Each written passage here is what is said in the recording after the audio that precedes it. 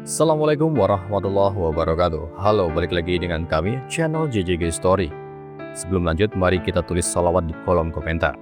Semoga menjadi salah satu saksi amal ibadah kita kelak nanti. Kali ini kita akan menceritakan kisah yang tentu saja menggemparkan untuk didengar. Bagaimana kisahnya? Tetap di JJG Story.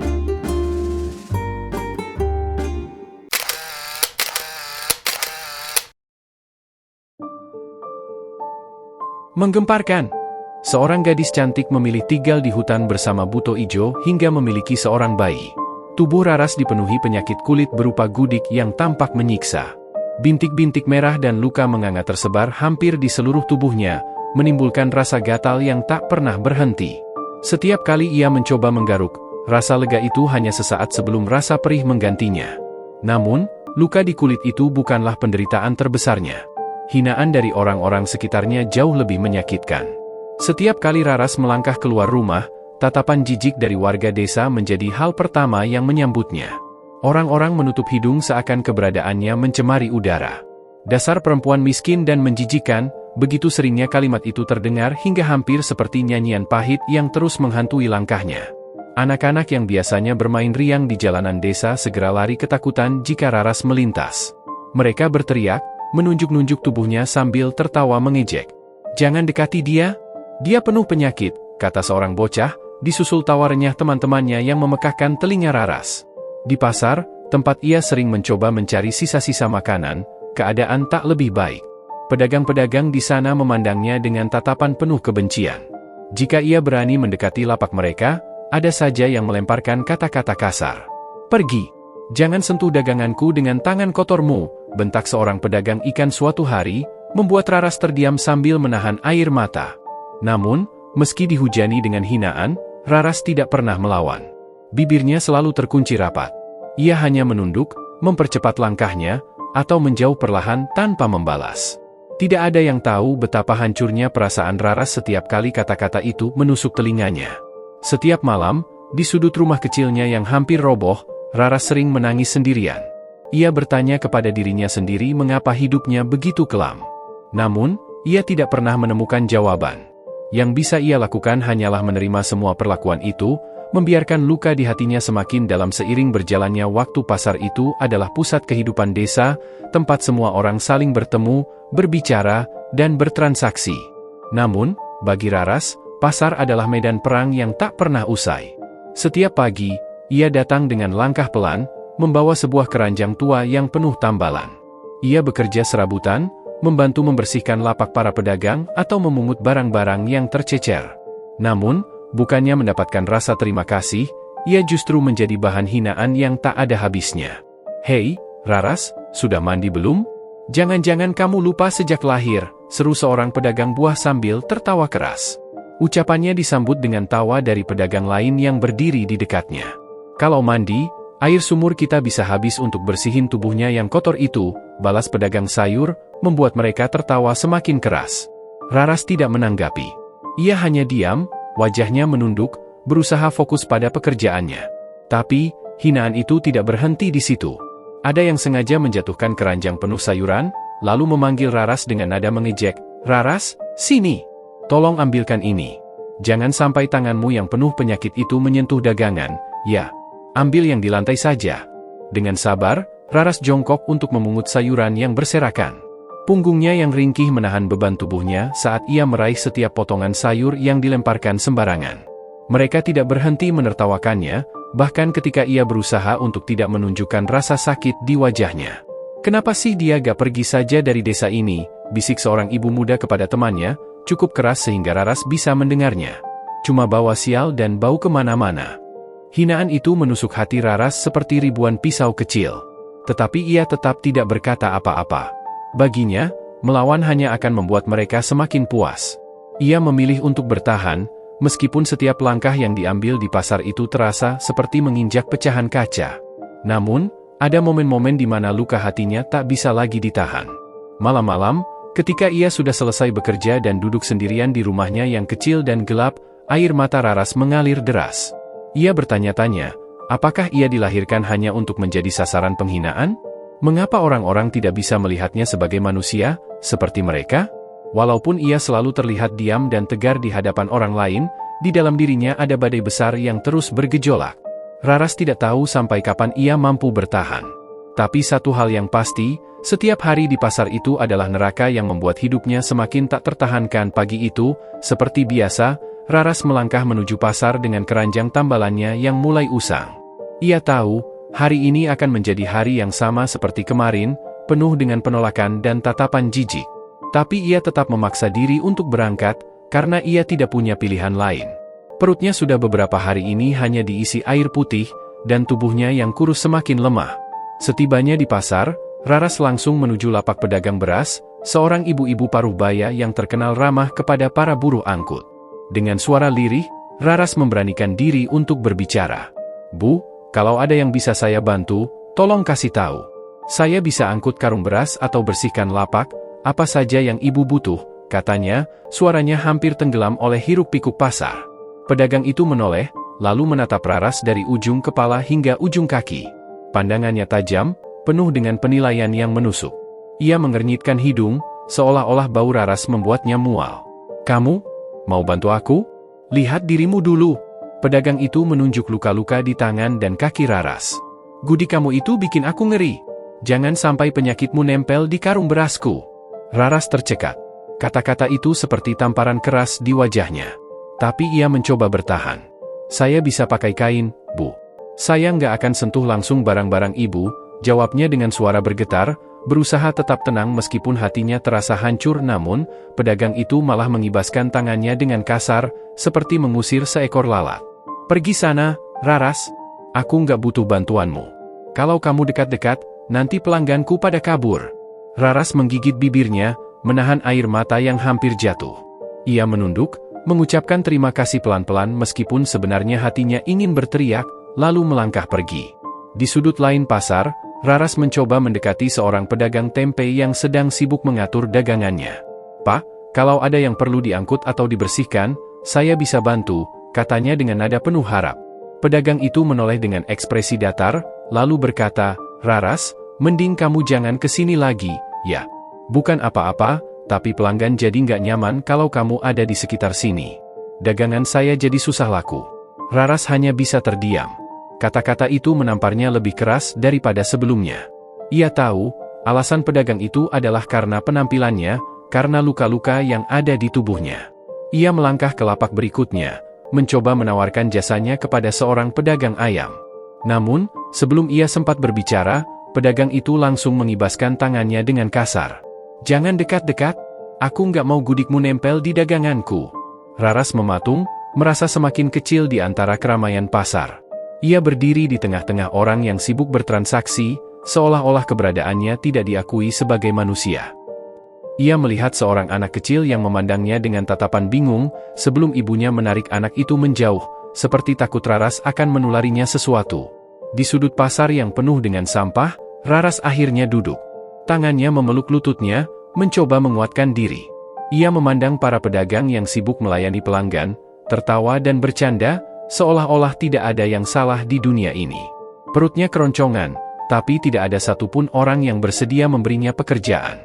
Bukan karena ia tidak mampu bekerja, tetapi karena mereka takut pada dirinya, pada tubuhnya yang penuh luka.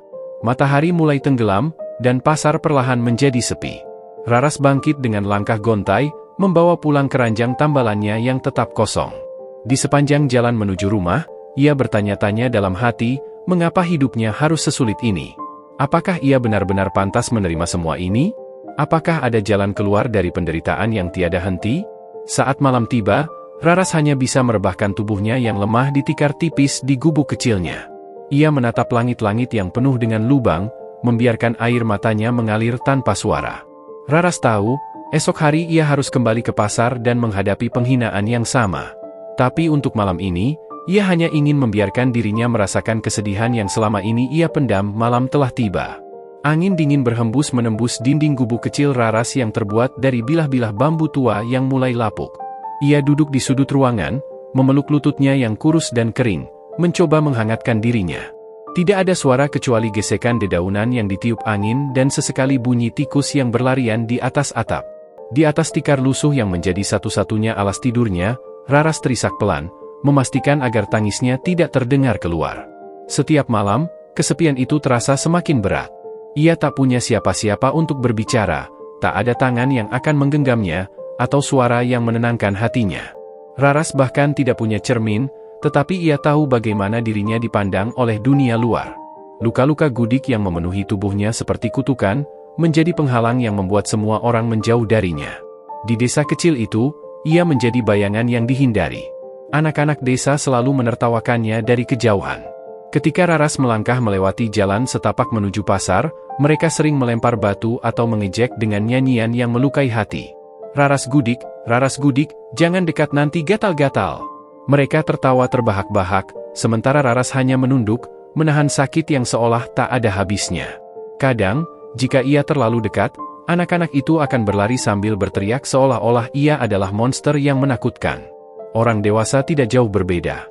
Mereka mungkin tidak melempar batu, tetapi tatapan mereka sudah cukup untuk membuat Raras merasa seperti makhluk yang tidak diinginkan. Tatapan jijik, tatapan hina, bahkan tatapan yang penuh kasihan sekalipun hanya mempertegas bahwa ia bukan bagian dari komunitas itu. Mereka tidak pernah mengajak Raras berbicara, kecuali untuk mengusirnya. "Raras, jangan duduk di sini, nanti orang lain gak mau datang ke warungku," ujar seorang penjual makanan di pinggir jalan suatu hari. Raras berdiri tanpa protes, mengangguk kecil, dan pergi dengan langkah gontai. Kalimat seperti itu bukan hal baru baginya, tetapi rasa sakitnya tetap sama, seperti luka yang tidak pernah sembuh. Di malam-malam yang sepi, Raras sering bertanya pada dirinya sendiri, apa salahnya? Mengapa ia harus menanggung beban hidup yang begitu berat? Ia tidak pernah menyakiti siapapun, tetapi seluruh desa memperlakukannya seperti wabah yang harus dihindari. Kadang, ia melamun sambil menatap ke langit malam yang penuh bintang. Ia membayangkan bagaimana rasanya memiliki teman, seseorang yang akan mendengarkan cerita-ceritanya, atau sekadar duduk di sampingnya tanpa merasa jijik. Namun, lamunan itu selalu berakhir dengan kenyataan pahit bahwa ia sendirian. Kesendirian itu semakin terasa saat hujan turun. Gubuk kecilnya bocor di sana-sini, membuat lantai tanahnya menjadi becek. Ia akan duduk di sudut, memeluk dirinya sendiri sambil menunggu hujan reda. Di luar, ia bisa mendengar suara tawa dari rumah-rumah warga. Suara obrolan hangat di bawah atap yang kokoh, suara anak-anak bermain di dalam rumah, dan aroma makanan yang terselip di antara bau hujan. Sementara itu, di dalam gubuknya, hanya ada kegelapan, dingin, dan rasa lapar yang tidak pernah meninggalkannya. Suatu malam, saat suara jangkrik dan angin menjadi satu-satunya teman, Raras mencoba bernyanyi. Ia teringat lagu-lagu yang biasa dinyanyikan ibunya dulu, sebelum penyakit ini merenggut segalanya dari hidupnya. "Nina Bobo, oh Nina Bob, kalau tidak Bobo digigit nyamuk." Suaranya pelan dan serak, tetapi lagu itu membuatnya merasa sedikit hangat, meskipun hanya untuk sesaat. Ia menutup matanya, membayangkan bagaimana ibunya dulu menyanyikan lagu yang sama untuknya, membelai rambutnya, dan menidurkannya di pelukan yang hangat. Namun, kenangan itu hanya membawa rasa sakit. Ibunya sudah lama tiada, meninggalkannya sendirian untuk melawan dunia yang kejam ini. Raras menenggelamkan wajahnya di antara kedua lututnya, menangis sendirian di kegelapan. Kesepian itu seperti jurang yang semakin dalam setiap harinya. Tidak ada satupun yang menawarkan tangan untuk menariknya keluar. Tidak ada satupun yang bertanya apakah ia baik-baik saja. Dunia Raras hanyalah gubuk kecilnya yang dingin, jalan setapak menuju pasar, dan tatapan jijik yang ia terima setiap hari. Meski demikian, di dalam hatinya, ada seberkas kecil harapan yang ia genggam erat. Ia tidak tahu dari mana kekuatan itu berasal, tetapi ia percaya bahwa suatu hari nanti, kehidupannya akan berubah. Bahwa suatu hari nanti, ia akan menemukan seseorang yang tidak memandangnya dengan jijik, seseorang yang melihat dirinya sebagai manusia, bukan sebagai penyakit. Malam itu, meskipun air matanya terus mengalir, Raras berjanji pada dirinya sendiri bahwa ia akan bertahan. Tidak peduli seberapa keras dunia memperlakukannya, ia akan tetap bertahan, karena ia tahu, jika ia menyerah, maka tidak ada lagi yang tersisa. Pagi itu, Raras bangun dengan tubuh yang terasa jauh lebih berat dari biasanya. Kakinya lemas, dan setiap kali ia mencoba berdiri, pandangannya berputar. Ia menggigil, meskipun matahari mulai menyapa dari sela-sela dinding gubuknya yang berlubang. Dengan napas yang tersengal-sengal, ia meraih cangkir berisi air sisa malam sebelumnya. Air itu tidak bersih, warnanya keruh dengan bau yang sedikit apek, tetapi hanya itu yang ia miliki. Ia meneguknya perlahan, berharap rasa pusingnya berkurang, namun pusing itu tidak pergi. Raras hanya duduk bersandar di dinding bambu yang dingin, mencoba mengumpulkan kekuatan. Di luar, suara ayam berkokok dan orang-orang yang bersiap pergi ke pasar terdengar samar. Hari ini, seperti biasa, ia harus bekerja. Jika tidak, ia tidak akan makan.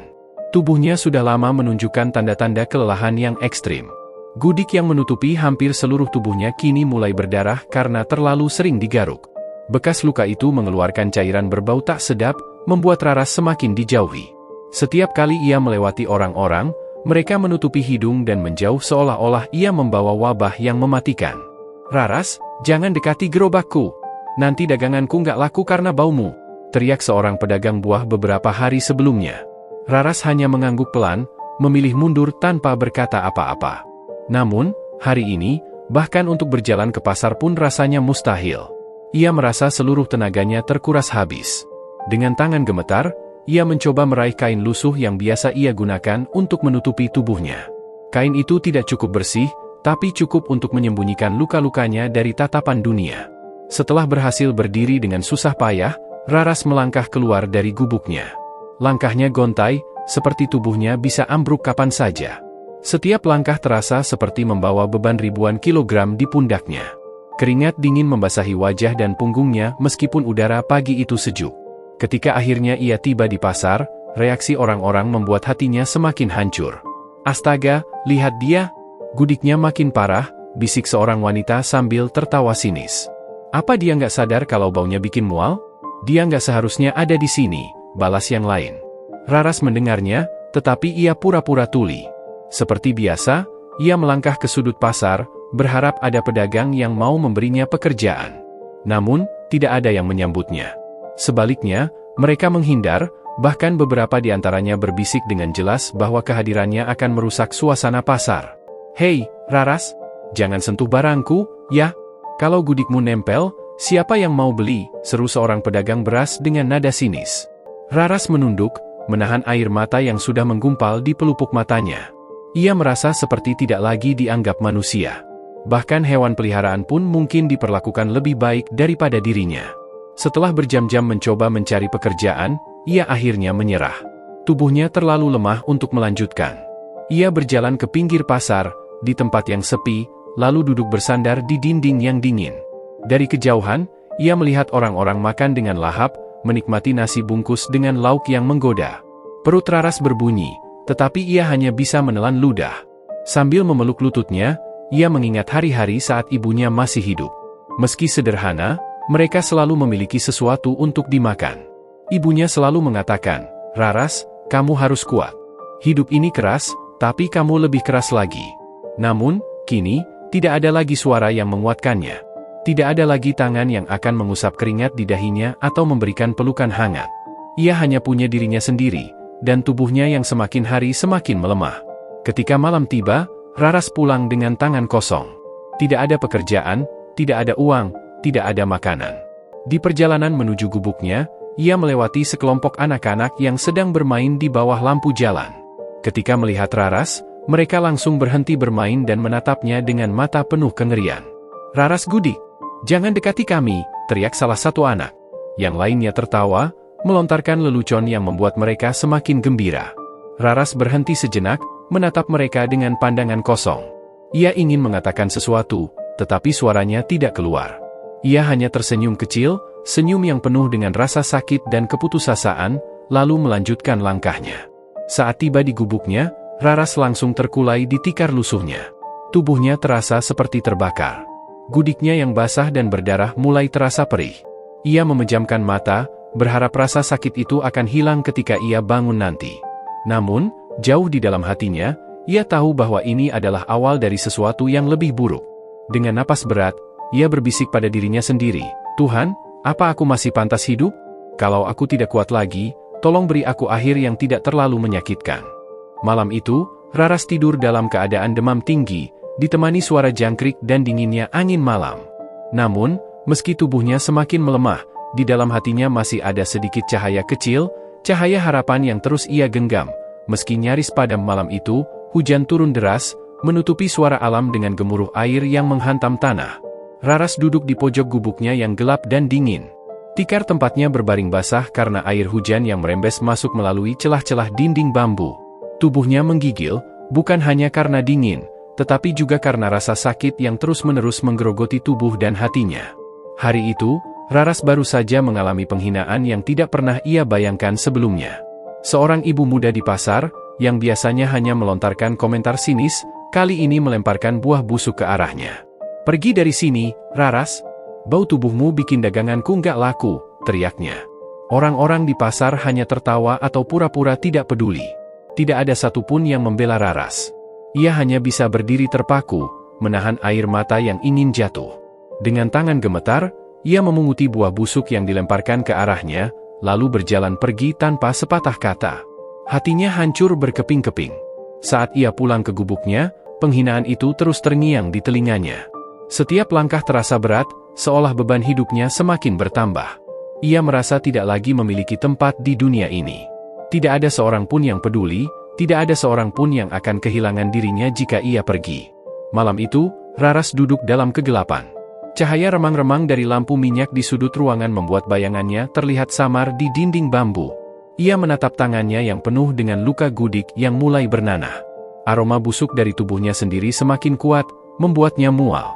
"Untuk apa aku hidup kalau hanya membuat orang lain merasa jijik?" gumamnya lirih. Suaranya bergetar, hampir tenggelam oleh suara hujan di luar. Raras mengambil seutas tali yang ia gunakan untuk mengikat bambu gubuknya. Tali itu sudah tua dan rapuh, tetapi cukup kuat untuk apa yang ia rencanakan. Ia memegang tali itu erat-erat, tangannya gemetar. Air mata mengalir deras di pipinya, bercampur dengan keringat dingin yang membasahi tubuhnya. Ia memikirkan ibunya. Wajah lembut wanita yang dulu selalu memeluknya ketika ia merasa sedih muncul di benaknya. "Ma, aku lelah," bisiknya, seolah berbicara langsung kepada ibunya. "Aku nggak kuat lagi, Ma. Hidup ini terlalu berat." Raras berdiri dengan susah payah. Tubuhnya terasa seperti akan roboh kapan saja, tetapi ia memaksakan diri. Ia mengikat tali itu di salah satu balok kayu yang menopang atap gubuknya. Hujan di luar semakin deras, seolah langit ikut menangisi keputusannya. Namun, ketika ia hendak memasukkan lehernya ke dalam jerat tali, sebuah suara kecil tiba-tiba terdengar. Suara itu begitu lembut, hampir tidak terdengar di tengah suara hujan, tetapi cukup untuk membuat Raras terhenti. "Raras!" Ia menoleh dengan kaget. Tidak ada siapa-siapa di dalam gubuknya, tetapi suara itu terasa sangat nyata. Suara itu mengingatkannya pada suara ibunya, suara yang selama ini ia rindukan. Raras terdiam, jantungnya berdegup kencang. "Jangan menyerah, Nak. Kamu lebih kuat dari ini," suara itu terdengar lagi. Air mata Raras mengalir semakin deras. Ia jatuh terduduk, memeluk lututnya sambil menangis sejadi-jadinya. Perasaan hancur dan putus asa yang tadi mendominasi hatinya perlahan mulai tergantikan oleh sesuatu yang hangat. Ia tidak tahu dari mana suara itu berasal, tetapi entah bagaimana, suara itu membuatnya merasa tidak sepenuhnya sendirian. Raras menghabiskan malam itu dalam tangis. Tali yang tadi ia ikat dibiarkan tergantung di balok kayu, tetapi ia tidak lagi berniat menggunakannya. Ia menatap gelapnya malam di luar gubuknya, mendengar hujan yang perlahan mereda. Di dalam hatinya, sebuah pertanyaan muncul, apakah hidupnya benar-benar tidak berarti? Ataukah ia masih memiliki alasan untuk terus bertahan, meski hanya sedikit? Pagi itu, untuk pertama kalinya setelah sekian lama, Raras merasa ada secercah harapan kecil yang mulai menyala dalam hatinya. Mungkin, hanya mungkin, hidupnya masih memiliki tujuan yang belum ia temukan. Raras melangkah pelan, melewati jalan setapak yang gelap menuju tebing di pinggir hutan. Malam itu, langit penuh dengan bintang, dan bulan bersinar terang, seolah menjadi saksi langkah terakhirnya. Tubuhnya yang lemah terbungkus kain lusuh, bergetar diterpa angin malam yang menusuk tulang. Sepanjang perjalanan, kakinya yang telanjang tertusuk ranting dan batu tajam, tetapi ia tidak peduli. Rasa sakit di hatinya jauh lebih menyiksa daripada luka-luka itu. "Mungkin mati adalah satu-satunya jalan keluar," bisiknya berulang-ulang. Suaranya serak, hampir seperti gumaman yang bercampur dengan isak tangis. Saat tiba di tebing, ia berdiri di ujungnya. Di bawah sana, terlihat jurang yang gelap dengan suara gemuruh sungai yang mengalir deras. Raras memejamkan mata, merasakan angin yang menerpa wajahnya. Di sini, di atas tebing, ia merasa bebas dari hinaan, tatapan jijik, dan rasa lapar yang terus-menerus menggerogotinya. Namun, pikirannya dipenuhi oleh bayangan masa lalu. Ia teringat ibunya, wanita yang selalu memeluk dan menghiburnya ketika hidup terasa berat. Ia teringat senyuman hangat ibunya, suara lembut yang berkata, "Raras, jangan pernah menyerah. Hidup ini penuh ujian, tapi kamu lebih kuat dari apa yang kamu kira." Aku sudah mencoba," lirihnya. "Tapi mereka semua membenciku. Aku nggak kuat lagi." Angin malam semakin kencang, seolah mencoba mendorongnya untuk mengambil langkah terakhir. Namun, saat ia hendak melangkah maju, sesuatu menghentikannya. Suara gemerisik daun terdengar dari belakangnya. Raras membuka matanya dan menoleh perlahan. Di balik bayang-bayang pepohonan, muncul seekor anjing liar yang sering ia beri makan sisa-sisa nasi saat masih ada rezeki. Anjing itu berjalan mendekat, ekornya bergoyang pelan. Raras terpaku. Anjing itu duduk di depannya, menatapnya dengan mata yang seolah penuh pengertian. Tanpa sadar, air mata Raras kembali mengalir. Ia berlutut, memeluk anjing itu erat-erat, membiarkan tangisannya tumpah. "Kamu satu-satunya yang gak pernah menjauhiku," katanya, suaranya bergetar. Anjing itu menjilat wajahnya, seolah mencoba menghapus air matanya. Dalam pelukan makhluk kecil yang setia itu, Raras merasakan kehangatan yang telah lama hilang dari hidupnya. Ia teringat bahwa selama ini, meski dunia seakan menolaknya, selalu ada satu atau dua makhluk yang masih peduli padanya, seekor anjing liar, suara lembut ibunya dalam ingatan, dan mungkin, Tuhan yang diam-diam mengawasinya. Raras berdiri dengan langkah yang gemetar. Ia menatap jurang di hadapannya, lalu menoleh ke arah anjing yang masih duduk di dekatnya. "Aku nggak akan menyerah malam ini," ucapnya pelan. Ia berbalik, meninggalkan tebing dengan langkah pelan tetapi penuh tekad. Dalam hati, ia tahu bahwa hidupnya tidak akan berubah dalam semalam. Hinaan dan penderitaan mungkin masih akan menantinya, tetapi malam ini, ia memilih untuk bertahan. Dengan ditemani anjing liar itu, Raras berjalan kembali ke gubuknya. Langkahnya berat, tetapi ada secercah harapan kecil yang mulai tumbuh dalam hatinya. Angin malam yang dingin tidak lagi terasa begitu menusuk, dan suara alam seolah berbisik lembut, menyambutnya kembali ke dunia yang tadi hampir ia tinggalkan. Tepat saat Raras hendak melangkahkan kaki terakhirnya menuju kehampaan, hembusan angin kencang menghentikannya. Tubuhnya terhuyung, hampir jatuh ke tanah. Dalam kegelapan yang hanya diterangi cahaya bulan, terdengar langkah berat mendekat dari arah hutan. Raras membeku. Suara itu terdengar seperti sesuatu yang sangat besar. Dari balik bayangan pepohonan, muncul sosok tinggi besar, berkulit hijau pekat, dengan mata merah menyala. Tubuhnya kekar, namun wajahnya memancarkan ketenangan yang tak terduga. Raras langsung terduduk di tanah, tubuhnya gemetar hebat. Siapa kau?" Suaranya hampir tak terdengar. Sosok itu mendekat dengan langkah perlahan. Raras memejamkan mata, mengira hidupnya akan segera berakhir di tangan makhluk mengerikan ini. Namun, suara dalam yang lembut memecah ketakutannya. "Jangan takut," ujar sosok itu. "Aku tidak akan menyakitimu." Raras membuka matanya perlahan. Ia menatap makhluk itu dengan napas yang masih tersengal-sengal. "Kakakmu siapa?" "Aku Buto Ijo, penjaga hutan ini," jawabnya, suaranya menggelegar namun menenangkan.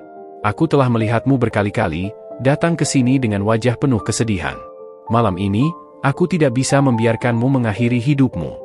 Air mata Raras kembali mengalir. Ia menggelengkan kepala, menutupi wajahnya dengan kedua tangan. "Hidupku tidak ada artinya. Aku hanya beban bagi semua orang. Semua orang membenciku." Buto Ijo berlutut agar lebih sejajar dengan Raras. Dengan hati-hati, ia mengulurkan tangan besar yang kasar, lalu menyentuh pundak Raras. "Hidupmu berharga, meskipun dunia tidak melihatnya sekarang. Apa yang mereka katakan tentangmu tidak menentukan nilaimu." Raras menangis semakin keras. Kata-kata itu begitu sederhana, namun terasa seperti air segar di tengah padang pasir. Ia belum pernah mendengar seseorang berkata seperti itu kepadanya, terutama dengan tulus. Buto Ijo kemudian dengan lembut mengangkat tubuh Raras yang lemah. "Kamu butuh tempat untuk beristirahat. Ikutlah denganku," katanya. Meski ragu dan masih takut, Raras tidak memiliki tenaga untuk melawan. Ia membiarkan Buto Ijo membawanya masuk ke dalam hutan, menuju tempat yang lebih dalam dan tersembunyi. Mereka tiba di sebuah gua besar yang diterangi oleh cahaya alami dari celah di dindingnya. Di dalam, ada berbagai tanaman obat, buah-buahan, dan aliran air jernih yang mengalir di sudut gua. "Kamu akan aman di sini," kata Buto Ijo. "Istirahatlah, dan besok aku akan membantumu menyembuhkan luka-luka di tubuhmu." Raras memandangnya dengan tatapan penuh bingung. Kenapa kau membantuku? Bukankah aku hanyalah manusia biasa, yang tidak berarti apa-apa? Buto Ijo tersenyum kecil, meski senyuman itu tampak aneh di wajah besar dan seramnya. Karena aku tahu bagaimana rasanya dihakimi tanpa alasan. Mereka mengira aku makhluk jahat hanya karena penampilanku. Tapi kebaikan tidak terlihat dari luar. Dan aku tahu kamu memiliki hati yang baik. Kata-kata itu menghantam hati Raras. Untuk pertama kalinya, ada seseorang, meski bukan manusia, yang melihat dirinya lebih dari sekadar apa yang tampak di luar. Ia merasa dihargai, meski hanya oleh seorang penjaga hutan yang selama ini dianggap mitos malam itu. Untuk pertama kalinya dalam waktu yang sangat lama, Raras tertidur dengan rasa lega. Gua itu bukan hanya menjadi tempat perlindungan, tetapi juga tempat di mana ia mulai menyadari bahwa mungkin ada harapan baru yang menunggunya di masa depan. Keesokan paginya, saat sinar matahari mulai masuk melalui celah-celah gua, Raras membuka matanya dengan tubuh yang terasa sedikit lebih ringan. Ia mendapati Buto Ijo tengah duduk di dekat aliran air, mencampurkan berbagai dedaunan dan akar ke dalam mangkuk besar dari batu. "Apa yang kau lakukan?" tanya Raras dengan suara pelan, masih sedikit ragu untuk berbicara dengannya. Buto Ijo menoleh, memberikan senyuman kecil yang mengejutkan Raras. "Membuat ramuan untuk menyembuhkanmu. Luka di tubuhmu dan gudik itu harus segera diatasi." Raras tidak tahu harus berkata apa. Ia hanya terdiam, membiarkan makhluk besar itu melanjutkan pekerjaannya. Setelah beberapa saat, Buto Ijo mendekat dan menyerahkan mangkuk itu padanya. "Minumlah ini. Rasanya mungkin tidak enak, tapi ini akan membantumu sembuh." Raras memandang cairan berwarna kehijauan itu dengan ragu. Namun, ketika melihat kesungguhan di mata Buto Ijo, ia mengambil mangkuk itu dan meminumnya perlahan. Rasanya pahit, bahkan lebih pahit dari yang ia bayangkan, tapi ia menahan diri untuk tidak memuntahkannya. "Sekarang, istirahatlah lagi. Aku akan membuat salep untuk mengobati kulitmu," kata Buto Ijo sambil kembali ke tempat ia meracik ramuan. Hari-hari berlalu dengan penuh keajaiban. Setiap pagi, Buto Ijo merawat Raras dengan ramuannya, memijat tubuhnya dengan salep dingin yang dibuat dari tanaman hutan, dan memastikan ia makan makanan yang sehat. Tubuh Raras perlahan-lahan pulih. Gudik yang selama ini membuatnya merasa seperti bukan manusia mulai menghilang, menyisakan kulit bersih yang bersinar di bawah sinar matahari. Pada suatu pagi, saat Raras sedang mencuci muka di aliran air, ia melihat pantulan dirinya. Ia hampir tidak mengenali sosok yang ada di sana. Kulitnya yang dulu dipenuhi luka dan kerak kini berubah halus dan bersih. Rambutnya yang kusut kini terlihat berkilau. Untuk pertama kalinya dalam hidupnya, Raras merasa dirinya cantik. Di saat itulah, dari balik pepohonan, muncul seorang pria muda dengan wajah tampan dan senyum hangat. Raras langsung tertegun. Ia mundur beberapa langkah, merasa tidak percaya. "Jangan takut, ini aku," kata pria itu. Raras memandangi pria itu dengan mata penuh kebingungan. "Buto Ijo? Apa ini benar-benar kau?" Pria itu mengangguk. "Aku telah menjelma menjadi wujud yang lebih sesuai untuk menemanimu." Raras hanya bisa menatapnya dengan takjub. Pria itu, dengan rambut hitam pekat, kulit yang bercahaya seperti rembulan, dan senyum yang begitu menenangkan, tidak sedikit pun tampak seperti Buto Ijo yang ia kenal sebelumnya. "Kenapa kau melakukan ini untukku?" tanya Raras akhirnya, suaranya bergetar. Pria itu mendekat, lalu menatap Raras dengan lembut. "Karena aku melihat hatimu yang murni, bahkan ketika orang-orang tidak bisa melihatnya. Aku mungkin bukan manusia, tapi aku tahu rasa sakitmu. Aku tahu bagaimana rasanya dihakimi karena penampilan luar." Air mata Raras mengalir deras. Ia tidak tahu mengapa, tetapi kata-kata pria itu menembus jauh ke dalam hatinya. Ia merasa dimengerti, dihargai, dan dilihat seperti yang belum pernah ia rasakan sebelumnya. "Terima kasih," bisik Raras, hampir tak terdengar. "Kau telah menyelamatkanku, tidak hanya dari kematian, tetapi juga dari diriku sendiri." Pria itu tersenyum. "Kamu berhak mendapatkan kehidupan yang lebih baik, Raras. Aku di sini untuk membantumu memulai dari awal." Hari-hari berikutnya, Raras dan pria itu semakin dekat. Meski ia tahu pria itu dulunya adalah Buto Ijo, Raras merasa aman bersamanya. Pria itu tidak hanya merawat tubuhnya, tetapi juga menyembuhkan luka-luka di hatinya. Untuk pertama kalinya, Raras merasa ia layak dicintai dan dihormati.